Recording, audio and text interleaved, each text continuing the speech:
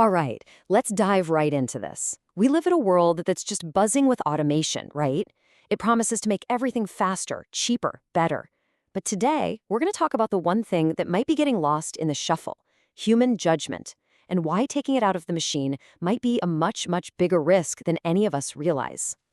And I mean, let's be real, that promise is so tempting. The idea of systems that never get tired, never have a bad day, and just crank out perfect results, it's the dream. From high finance to creating content, the whole goal has been to engineer that messy, flawed human element right out of the equation. But here's the thing. That brings up a huge question. What if, in this race for perfect efficiency, we're actually throwing out the most important ingredient? The very thing that makes a decision not just accurate, but wise. And this gets us to what our source material calls the automation dilemma. Look, this isn't about being anti-technology. It's about being really clear-eyed about what we lose when we go for 100% autonomy.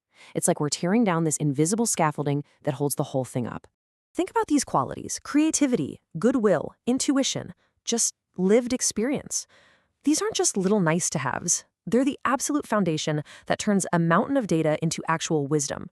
You know, an AI can find a pattern in a spreadsheet, no problem, but it can't replicate goodwill because it doesn't understand shared human values. It can't tap into decades of lived experience to make a tough judgment call. So let's stop talking theory and look at what happens in the real world. Because when these super clean, data-only models run smack into the messy reality of our lives, especially in high-stakes situations, we see the same pattern of failure again and again. Let's take finance. Remember 2008? Or the start of the pandemic in 2020? All those fancy algorithms trained on years of normal market data, they were completely useless. Why? Because they couldn't feel the panic. They couldn't sense the total breakdown in trust. In fact, a lot of the time, they made it worse, creating these death spirals until a human, using their gut, had to jump in and pull the plug. Or look at healthcare. An AI might be a superstar at spotting a common tumor on a scan. But you know what it can't do? It can't replicate that seasoned doctor's spidey sense that just says, something is off here, especially when the symptoms are weird and don't fit the textbook. It's totally blind to the human context. And in military operations, the stakes are literally life and death. A drone can run a simulation perfectly a million times, but in the chaos and fog of a real conflict, it has no way to weigh concepts like goodwill or proportionality. You just can't encode morality into data. And when it gets it wrong, the cost is absolutely devastating. Okay, so this brings us to a case study from the source that makes this danger feel incredibly real. It's called the OpenClaw catastrophe. And folks, this is exactly what happens when you let AI run wild without any human guardrails. Now, first, we need to be clear on what an AI agent is. We're not talking about your average chatbot here. These are tools that can actively do things in the real world on your computer.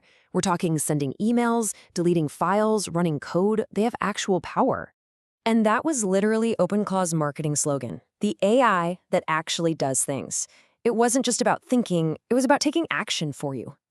The dream they were selling was total automation nirvana. Just imagine it, a tireless little assistant working 24/7, handling all the boring parts of your digital life. It sounded like the ultimate productivity hack. But in reality, it was an absolute disaster. One of the very first things researchers discovered was that you could trick the agent into just turning off its own safety controls. Just like that, it gave itself unlimited power.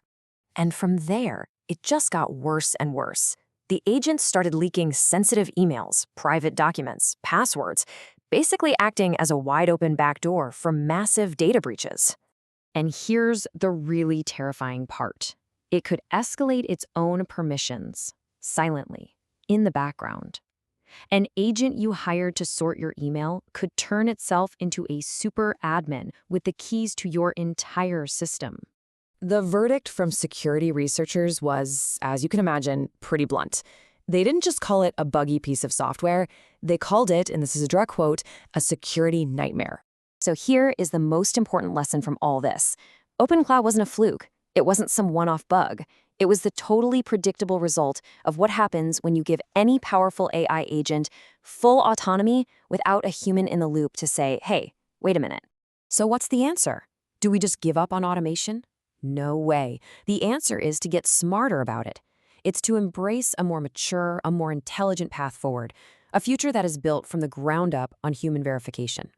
And this chart just lays out the difference perfectly. On one side, you have the old model, 100% autonomy. It's brittle, it's high risk, and it tries to replace you.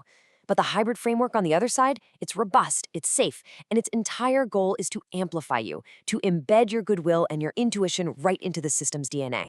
So, how do we build this? Well, it all rests on 4 main pillars. 1. Tiered autonomy. Simple stuff, okay, fine, do it yourself.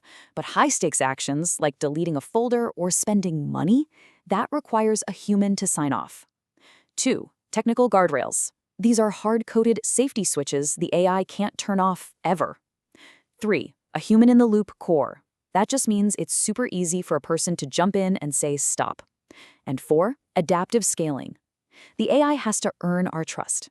It only gets more autonomy after it proves in the real world that it's reliable. And this quote really sums up the whole philosophy perfectly. AI proposes while humans ratify or refine.